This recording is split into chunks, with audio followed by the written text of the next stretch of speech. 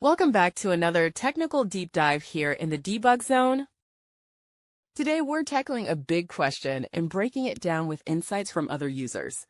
Hopefully this clears up some misconceptions and helps you get the answer you need.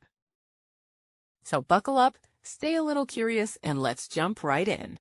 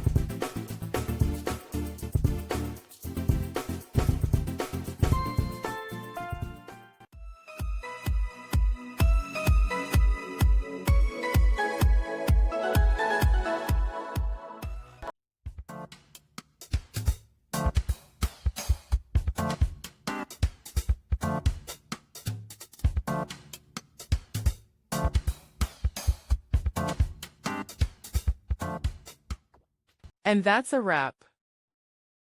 I hope you found the answer you were looking for. If you did, take a second to hit that subscribe button. It really helps out. And let me know in the comments which solution worked best for you. See you next time in the debug zone.